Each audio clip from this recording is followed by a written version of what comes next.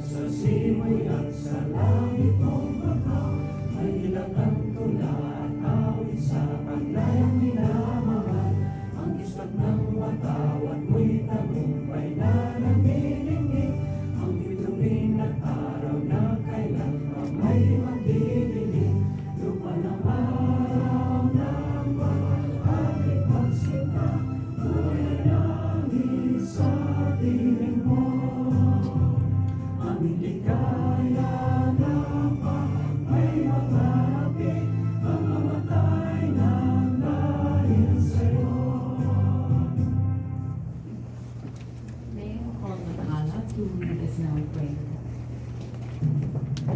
Wayang mag-ibig sa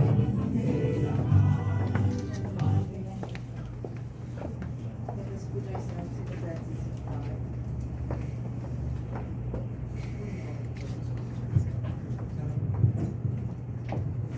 Hello. Dear God, we are once again joining a seminar to please enlighten us today. Open our hearts and minds to absorb whatever knowledge that you will impart to us today. Bless our speakers so that they will share with us their knowledge and their wisdom, so that we will be able to apply it in our daily lives. This we ask in Jesus' name. Amen.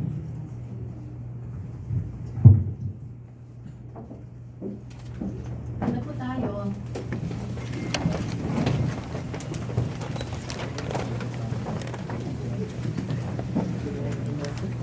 Magandang hapon po sa inyong lahat. Magandang hapon po. Ako po si Labat Maya Valderrama. Mahaba po yung pangalan ko, Maria Celeste Gabort Marquez Valderrama. So, tawagin ko na lang po ako in short na Labat Maya. On behalf po of the Philippine Embassy, headed by His Excellency Ambassador Novemong, kayo po ay aming welcome dito sa seminar na ito at nagpapasalamat po kami dahil kayo ay nagpaunlak sa aming imbitasyon. Habang tumitingin ako sa inyo from here, ako ba ay tumitingin sa mga future businessmen in the Philippines? And future investors? Yes. Okay, so yan po, that's the spirit, no? This is the whole message that we want to convey to you this afternoon, no? Ito pong seminar na ito ay bigay sa inyo ng ating embahada to support your plans, your dreams, no? To have very good overseas employment, no? Ibig sabihin po, panalo po ang OFW dito sa Korea dahil nagplano, maayos at nagprepara para hindi lamang po sa inyong pagkabuhayan habang nandito sa Korea, kundi pati sa inyong pagbabalik. Can I first show the so at this part, i-introduce ko po muna sa inyo yung ating reintegration preparedness program, no? Ano po ba ito?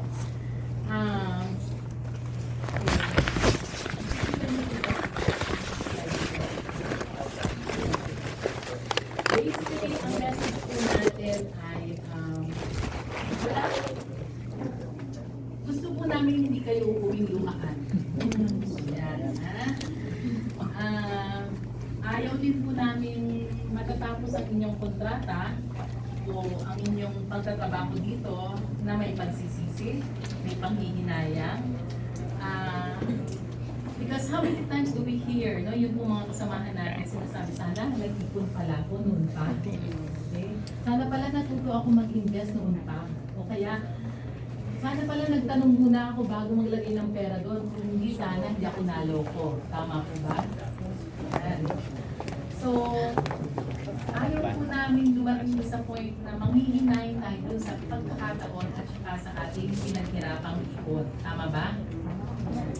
Siguro ito yung karamihan na nasa loob din natin lahat dahil when we send out the invitation for you to attend this training. Napakadami po talaga. At kami ay tuwang-tuwa dahil ang bilis nag-register ninyo dito sa seminar na ito. Okay, so ang tanong po dito, pag-aagawang ka ba? O ano yan? Pag-aagawang yan. Kasi yun daw po OFW, pag bagong dating, ano yun sabi? Lahat, yes ka. Lahat, ay kuya, punta ka naman sa wedding, sa kasal ko. Ay kuya, binyag ng bunso ko. Ay ate, punta ka naman sa bahay, nagluto ako ng kare-kare. Pagkatagal-tagalan na at hindi na pala kayo kumikita, kahit yata, pansit, hindi ka na naalaala. Ayun po, ay dun pa lamang sa pagdating. Paano na kaya yung tumanda pa tayo? Imagine niyo nga, ngayon na tayo kumikita, ay okay tayo. Pero pag uwi natin, at wala tayong ipon, at tayo na ngayon na nangangailangan ng tulong dahil tayo may sakit, no? We don't want this thing to happen to us. So, yan po yung, in the very simple way, we want to illustrate to you, yun po yung esensya ng programa ng the Government's Reintegration Program for OFWs. So, marami pong mga ahensya sa Pilipinas involved in this program, no? We have Department of Foreign Affairs, siyempre nandyan po ang Department of Labor and Employment, nandyan po ang POEA, ang OWA, ang National Reintegration Center, andyan din po ang Land Bank kapag kakailangan nyo ng capitalization. Kung gusto nyo mag-invest sa agrikultura, nandyan po ang Department of Agriculture. Kung gusto nyo naman po ay investment and business, no, mag-start po kayo ng maliit o mag-expand po kayo para lumaki ang ating pong DTI. Siya po ang sumusuporta tungkol po sa inyong pangkalusugan ng mga pangangailangan, Department of Health and of course ang PhilHealth. Social Security, kung member po kayo ng SSS, kasama po ito sa programa ng integration, and of course pag-ibig for your housing and saving needs. No? For your savings, investments, and remittances, Bureau of Finance and DOF, Department of Finance and Bangko Sentral ng Pilipinas. Pero dito po sa next, sa Korea, no, tinitingnan po namin, malaki po yung advantage ng mga nagtatrabaho dito sa Korea katulad ninyo, no? Yung inyong paghahanap buhay, naniniwala ba kayo? Hindi po siya aksidente. Pinaghirapan niyo po ito. Natatandaan niyo na nagsisimula kayong mag-training ng language, ha? Nag-exam kayo, pumila kayo ng mahaba, and so on and so forth. So, baka yung iba pa sa inyo nag-loan para lang talaga makapagsimula ng pagtatrabaho dito. We recognize na karamihan po sa inyo maayos ang sweldo. Meron po kayong definite na kontrata. Alam niyo po kung matatapos kayo in 3 years o kung kayo ay may extend 4 years and 10 months, lalo na kung EBS worker. At kung kayo po ay maging sincere, may pagkakataon po kayong may extend pa. So, you can plan. You have the capacity and then you can also plan. Kaya ito pong programa ay gusto po nating we want to take advantage of this. And so if you see this this illustration, pagdating nyo pa lang po dito, aalalayan na po kayo ng embahada ng isang basic financial literacy course. So, sino-sino po sa inyo nag-attend na ng mga financial literacy course? Pakitaas po yung kamay. Ayan, very good. Yun pong EPS, nag-contact po kami sa inyo ng seminar noon, no? And then, you should be doing also investing for beginners and also entrepreneurial development. Ito po yung trabaho, negosyo, kabuhayan na nagpa-package nitong impormasyon na ito para sa inyo. Because as you go along, no, tuloy-tuloy pa rin po ninyo ang pag-aaral. And makikita niyo po dun sa baba, suportado po yan ng continuing livelihood seminar. Sino po sa inyo nakaka-attend ng livelihood seminar sa Polo? Taas po yung kamay. Ayan, tuloy-tuloy po yan. Meron po tayong agribusiness seminars din na ginawa katulad po nung nakaraang linggo, mushroom production. Dala po natin ang ating mga Filipino doon sa Wangmundo. Yun. At talagang nakita po kung paano mag-operate ng isang mushroom Oyster Mushroom Production Center, no? Siyempre, kasama din po dyan yung sa investment natin bilang nagtatrabaho dito, insurance nyo, savings nyo, additional ways in order for your money to grow. So, ito pong lahat ng package na ito, kasama po ito sa aming handog ng embahada para sa inyo lahat. Okay, so just to show to you some of the activities that we are doing, seminar po, livelihood, and through these seminars, next lovely, so may sewing, may massage, meron pong as simple as tofu making and ano to? Ano yung sausage? Longganisa. May nagpo-produce na po ng longganisa, nagbebenta na siya. Okay, meat processing. Ito po, flower arrangement, and this was the visit to the mushroom production. So, ito po ay gusto naming kinokondak sa inyo dahil naniniwala po kami na kayo ay may kakayahan. Sabi ko po sa inyo, you have the advantage of preparing well for your future. Tama po ba? Ayan. So, today, we bring to you a special program under the embassy. Ito po ay pakikipagtulungan ng ating consular office. Consul Liza. Consul Liza Bueno po. Ang Polo OWA, kami po nila Ala, nasa si Ala? Ala is standing already. And Welfare Officer Paps Diuna. And of course, the PTIC, Philippine Trade Investment Center here in Seoul. May I please request thank your George inside to stand up. So, okay, so ito po siya. This will be the seminar that will cover many things. I'm sure yung po marami sa inyong katanungan. 60% po sa lahat ng EPS workers ay nagsasabi, gusto kong magnegosyo. Yan po ay ayon sa isang research. Pero alam po ba natin ang requirements para tayo ay magsimula? Okay, alam ba natin yung lakas ng loob na kailangan para pagtuloy-tuloyin? At maganda rin siguro itanong sa sarili natin, ako ba ay bagay para sa negosyo? O baka naman ibang investment ang bagay sa akin? So yun po yung ating tatalakayin ngayong hapon. And we are very honored because we have special guests and experts here with us. For the topic, okay, so andam na po tayo. Okay po ba? Ha? Talaga. Parang hina. Handa na po ba lahat? Yes! So, para po sa ating unang topic, which is the investment options for overseas Filipinos, ang ating pong speaker is a career diplomat. She currently handles the embassy's consular section, ito po sa first floor, at siya po ang nagsusupervise ng lahat ng concerns on assistance to nationals. So siya po ang head ng ating ATL section.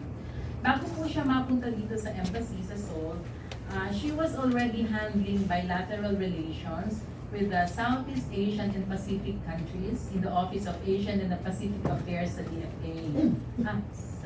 Right, oo. Pero bago po siya pumunta sa DFA, no, she worked in the private sector as an investment banking specialist. O, di ba? And she is an investment banking specialist in a multinational business intelligence provider. Uy, ang lalim na nun. Ibig sabihin talagang international exposure na ating speaker today. But I think more important than that, she herself is a keen investor and talaga pong she advocates for financial literacy. Yan po talaga ang kanyang advokasya.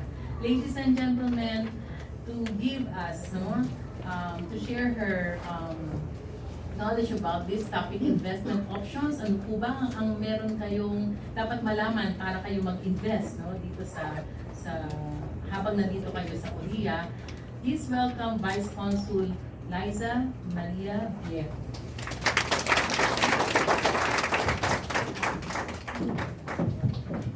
Thank you so much, Labat. And good afternoon po sa ating lahat. Maraming salamat po at nakapunta kayo ngayong hapon.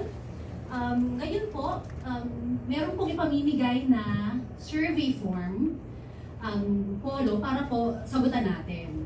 So doon po sa survey form na yun, pakisagutan lang po as honestly as possible, and then makikita natin doon later on kung ano yung risk appetite nyo. Ibig sabihin kung gaano kayo kahanda na mag-invest. So simple lang naman po yung form na yun. Dito po siya. Madali lang po yan, mga siguro 2 minutes maximum. Masasagutan natin siya. And then, kasi po, kasama dito sa ating presentation ngayon kung ano ang nararapat para sa inyo. Parang suggestion kung anong nararapat na investment. Kasi sino na po sa atin ang merong experience or merong investment? Doon, meron tayo isa. Ayan, meron tayo yung mga meron.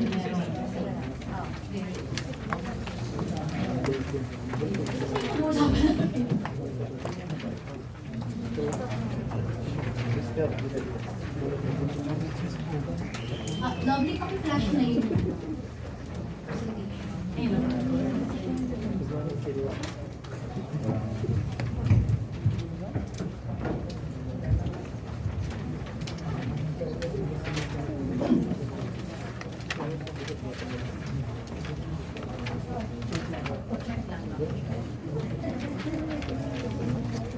Check lang daw ba nila?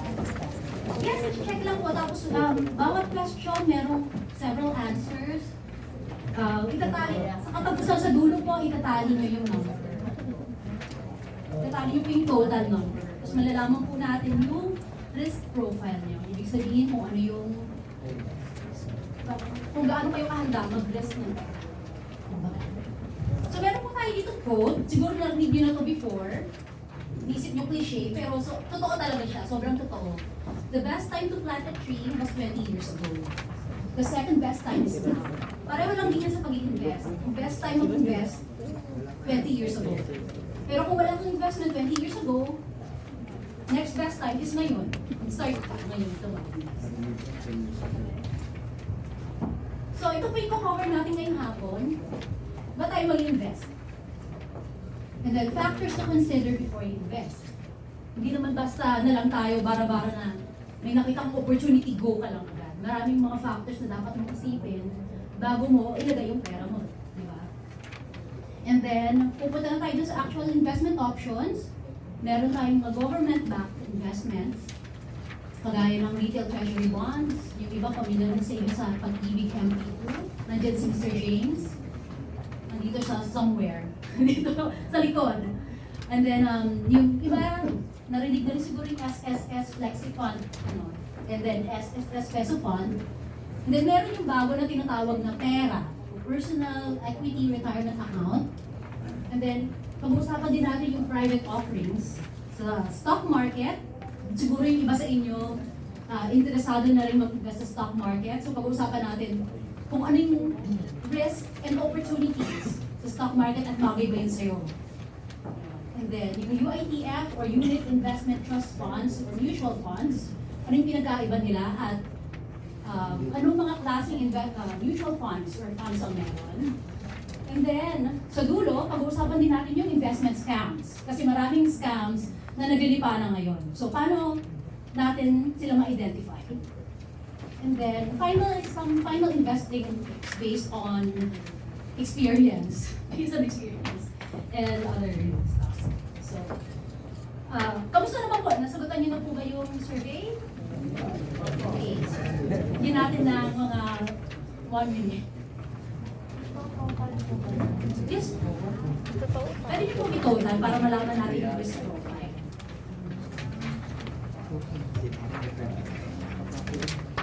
So, nasaan na po kayo? Nasuntan niyo na po yung second part? Or tabis na? Ay, yung iba, grabe talagang nag-iisip talaga ng prospection. Maganda yan. Nag-iisip ng malalim. Or walang ballpen. Sige, ito na lang. Sige. Kung hindi pa kayo tapos, isipin na lang natin yung dito. Sige, tapusin niyo yan. And then, bibigay ko na sa inyo ngayon yung parang sagot. para you can take note kung ano yung investment risk or yung risk appetite nyo. So mamaya, pag na-total nyo, kunwari ang total nyo is 10 to 17, ibig sabihin you have low risk appetite. Ibig sabihin you are conservative with your investments and you prefer taking small sum of risk to achieve modest or relatively stable income. So ikaw yung gusto mo safe investments, ayaw mo yung may malaking posibilidad na mawala or mabawasan yung value ng pera. So yun, kung 10 to 17 ang total mo, yun ang risk appetite mo. So kailangan isipin mo yun bago ka mag-invest. So hindi ikaw yung pwedeng pumasok na lang sa stock market. Kasi nga takot ka nga, kasi nga gusto mo, ayaw mo ng risk, gusto mo nang serve lang yung value ng pera mo. So hindi bagay sa'yo yung mga high risk investments. Kung ang total mo is 18 to 25, you have medium risk appetite. People in this category are relatively cautious with their investment and they want to try to achieve a reasonable return and prepared to accept some risk. So, katanggap-tanggap sa'yo na merong risk, alam mo na may risk, pero pwede mong, gusto mong i-try. Ngayon, kung ikaw, total mo is 26 to 33, so, you have a balanced attitude towards risk. Ano pala yan?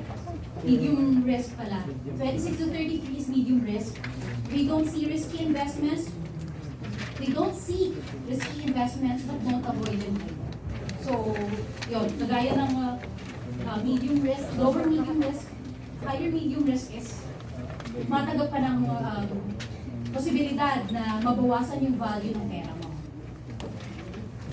And then, for those whose total is 34 to 50 or above, people in this category are comfortable with investment risk and they aim to achieve long-term returns and understand that this can also mean sustained periods of poor performance. So kapag mataas yung results mo dyan sa survey, ibig sabihin, okay sa'yo na tanggapin ang mataas na risk na pwedeng for a long time bumaba yung value ng pera mo. Pero, iniisip mo rin na in the future, ang kapalit nun, pagtanggap ng risk is in the future, tataas yung value ng pera mo. So take note po natin yan. Sige po, sagutan niyo lang po. And then, kasi meron po tayo mamayang portion dito sa ating presentation suggesting kung ano magandang investment para sa risk profile. So why do we need to invest? Ba't nga ba natin itatabi yung pera natin para sa posibilidad na lumaki siya, pero may posibilidad din na bumagsak yung value niya? Una-una, to grow our money. Gusto natin na lumago yung pera natin. Instead na ilagay lang natin sa savings account, sa bangko, na mababa lang yung interest, alam natin na sa isang taon, mga 0.25% lang interest rate kapag nilagay natin sa bangko, di ba? So yung iba sa atin, gusto natin na mas malaki doon yung makuha natin. So, ini-invest natin siya. Pangalawa, to reach our financial goals. Yung iba sa atin gustong may pinag-iipunan. Kunwari, gusto natin na mapag-graduate yung mga anak natin sa college, nag-iipon para pang business or expand yung business, or nag-iipon para sa retirement or pambili ng bahay. So yun, instead na yung pera mo, ipunin mo siya, tapos ilagay sa bangko, i-invest mo para lumaki, and then eventually, magamit natin para sa ating mga goals. Ayun, to start or expand a business, to save for retirement, and keep up with inflation. So narinig niyo po yun yung inflation, di ba? Big deal sa atin yan, masyadong mataas ang inflation. Di ba? Parang namang problema mga tao sa gobyerno kapag sinabi, masyadong mataas ang inflation, ganyan. So yun, ibig sabihin nun, bumababa yung value. Isa sa mga dahilan kung bakit tayo bothered, kung bakit tayo namang problema kapag mataas yung inflation, kasi bumababa yung value ng pera natin. Ngayon, para malabanan or to counterbalance yung inflation, invest natin yung pera for the possibility of higher gains para mahabol natin yung inflation. Para yung pera natin is maka-keep up sa inflation at hindi mababawasan yung value. Okay. So meron pa rin sa atin kahit na mahalagang mag-invest, bakit marami pa rin sa atin ang hindi nag-i-invest? Kung gano'n siya kahalaga. Unang-una, syempre, wala tayong pera, lack of money. Oh, pero wala nga ba? Yun ang tanong. Kasi marami sa atin, maraming pera, pero hindi lang na ilalagay sa investment.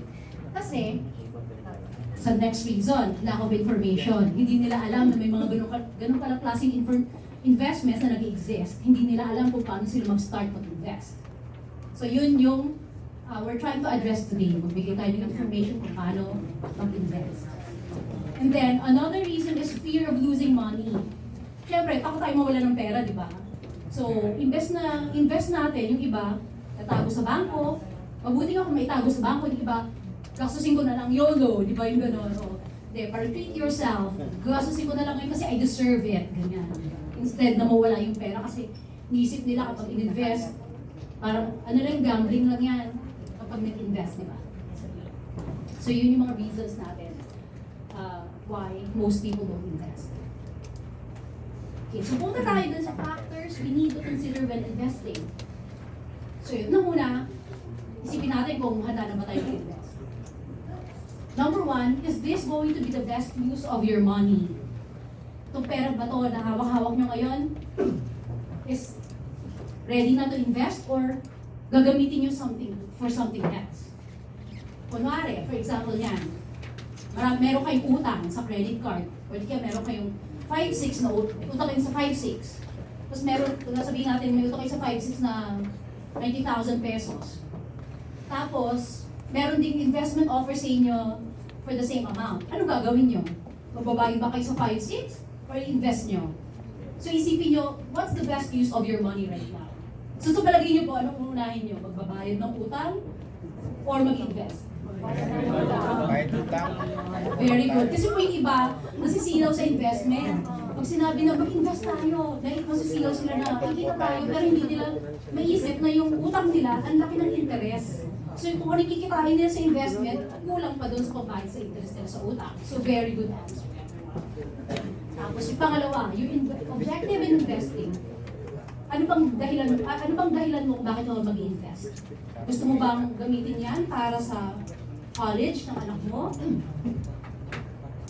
Para sa business, etc. So, kailangan mo i-figure out yun before ka pumasok sa investment. Pangatlo, your age. So, kapag bata ka pa, pwede ka pang kumuha ng matataas na risk. Kasi mahaba pa yung time mo para makarecover. Pero kunwari, malapit na tayo sa retirement age, abot na tayo kunwari mid-50s, 60s na mahirapan na tayo mag-recover.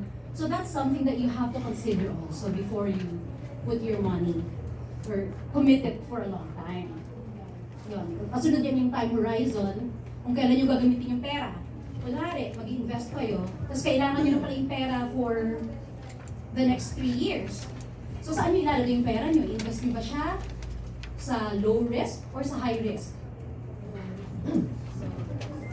Most of the time, ilalagay siya sa low risk kasi gusto mo ma-preserve yung value ng pera mo. Kasi kapag sa high risk, mayroong possibility na bumaba yung value ng investment mo. And then, withdraw mo na siya kasi kailangan mo na, di ba? So, nabawasan yung value ng pera mo. So, yun yung mga factors na consider. So, medium term, perfect yan para sa ating mga nagtatrabaho dito sa Korea kasi most of us, ang ating contract, mga less than 5 years or so, di ba? So, isipin natin pag nandito kayo, ang financial time horizon nyo is medium term.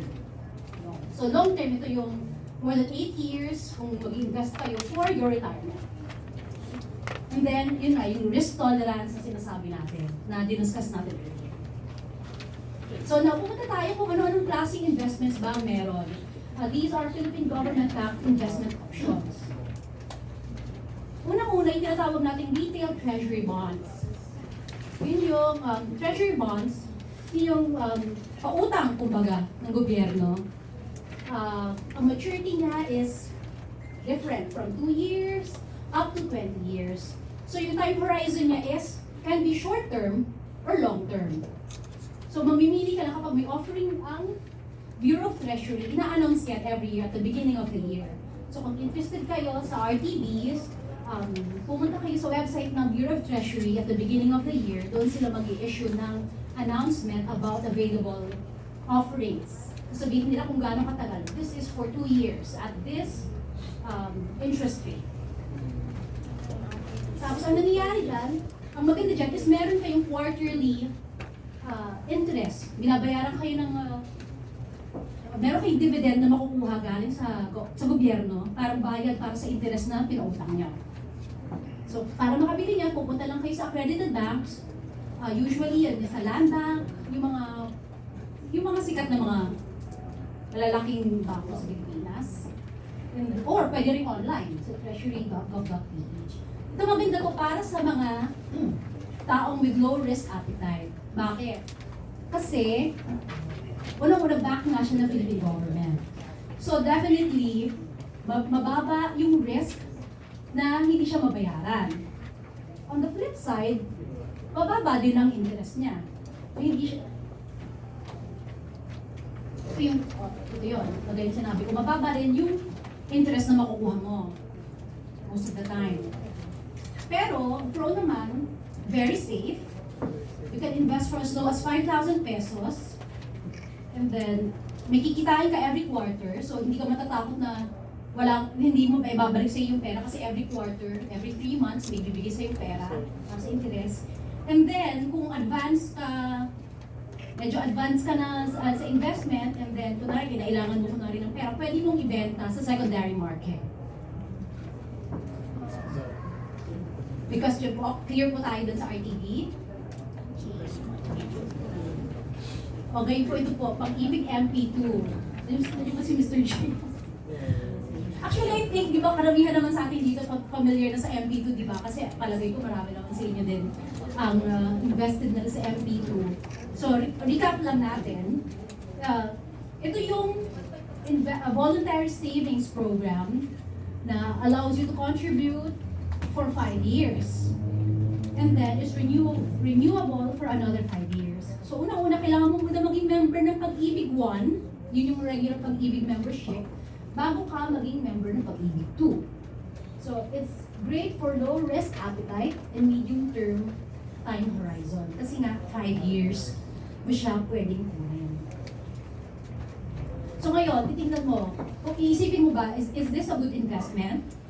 Kasi, i-compare natin ang dividend rate so far ng Pag-ibig MP2 sa inflation rate.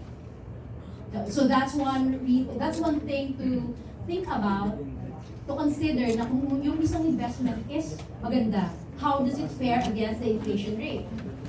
So dito makikita natin, James, ako nang nabibenta ng gano'n. Ito, kita natin investment rate. So from 2010 to 2015, 5.26% yung dividend rate niya. Yun yung kita ng pera mo kumbaga. Yung inflation rate ng 2015 is 0.7%. So sa palagay nyo, magandang investment ba siya noong 2010? So, pakilakas mo. Yes, kasi mas mataas siya ng dihamak kesa sa inflation rate, di ba? O, tingnan natin, the last year, last year, di ba, marami balita. Kung nagbabasa kayo ng balita or nakikinig kayo nanonood kayo ng mga balita sa Pilipinas, isa sa mga issue, di ba, mataas yung inflation rate. So last year, is 5.1%. Mataas yung inflation rate. Pero, ang dividend rate ng Pag-ibig is 7.41%. So, magandang investment pa rin po siya, di ba? Kasi nalampasan pa rin niya yung inflation rate. So, yun po. Isa po yan sa mga ways for you to figure out if you're looking at a good investment. Titingnan nyo yung kita nyo compared doon sa inflation rate. So, yun po.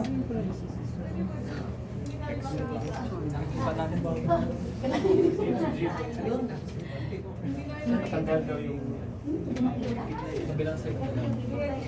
Lipat natin po yung Okay. Sige po, yung pala. Dahilan, nakala ko. Ako nga ako dahilan.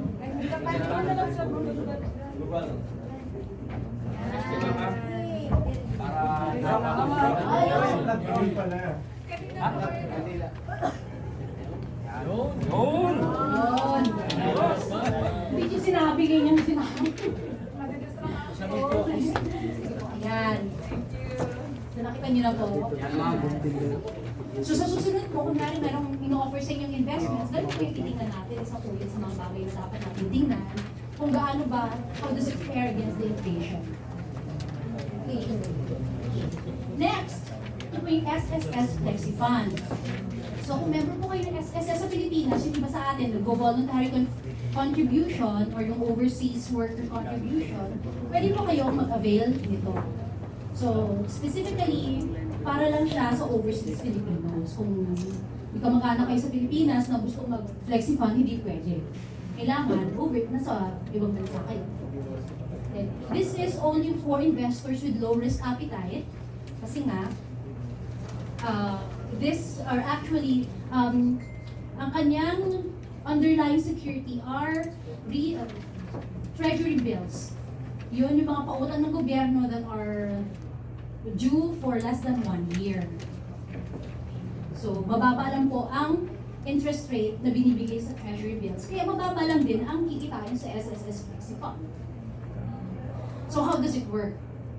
First, you have to be a member of SSS, and then bayaran yung maximum contribution. I think yung mga maximum contribution ata mga 2,000 a month. 2,400. Yun, 2,400. So kapag may 2,400 kayo, kapag nagbayad na kayo ng 2,400 every month, pwede na kayo magdagdag doon ng at least 200 pesos. And then, automatic na yun, ilalagay nila sa SSS Flexi Fund. Yun po yung mangyayari. So, bale, as long as registered kayo as OFW sa SSS, and then nag-contribute kayo ng at least 200 pesos more than the 2,400 the maximum contribution, automatic member na kayo.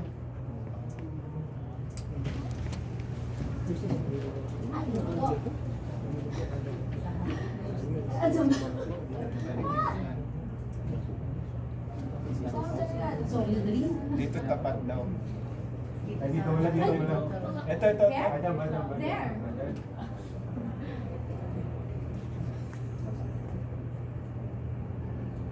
Okay, yung pala yun. Okay. So, pro and con naman tayo. So, kagaya ng other government-backed securities, it's virtually risk-free. Tapos wala rin siyang tax, kagaya ng MP2, and can be withdrawn in full without penalty as long as you're invested for at least 12 months. So dapat, hindi mo siya kakailanganin ng less than 12 months. Kasi kung hindi, may penalty ka. Pero pag withdraw mo siya after 12 months, walang penalty. Pero ano naman yung cons niya? Mababa nga yung kita kasi dahil siya, underlying security is treasury bills, na mababa lang din ang interest. Plus, merong 1% annual management fee na ibabawas doon sa total value ng fund. Isa pa yan sa mga bagay na kailangan nyo tingnan pag mag-invest, yung management fee na charge ng mga kumpanya running the fund. So ito, SSS Flexi Fund may 1% annual management fee. That's something to think about. Kung okay sa inyo, kung you're willing to accept that high of a fee. Okay, next. Another SSS investment instrument, yung Peso Fund. This is open to everyone, including those who are in the Philippines. So, ito naman para sa retirement. Mapupunta yung 65% ng investment mo to your retirement. So, yun po, it's an option for investors with low risk appetite and long-term time horizon. So, kung yung MP2 kanina for medium-term time horizon, ito, Peso Fund for long-term time horizon. And then, bakit for long-term? Kasi, 65% ng investments mo naka-tie up sa SSS. So, kunwari, kinailangan mo ng pera, sinisip mo, may investment naman ako sa SSS, i-withdraw ko. Ang pwede mo lang ma-withdraw is yung 35%. Kasi 65% is allocated talaga siya for your retirement. Okay, so ito. Investors are allowed a maximum contribution of 100,000 and a minimum of 1,000 pesos annually. Meron siyang limit kung sino yung pwedeng sumali. Those who are below 55 years old, those who have paid contributions to the regular SSS program at least 6 consecutive times in the last 12 months, should be paying the maximum, and have not filed any final claim under the SSS program. So hindi ka pa nag-file ng retirement bago ka. Yung mga pwede lang sumali nito, yung mga hindi pa nag-file ng final retirement.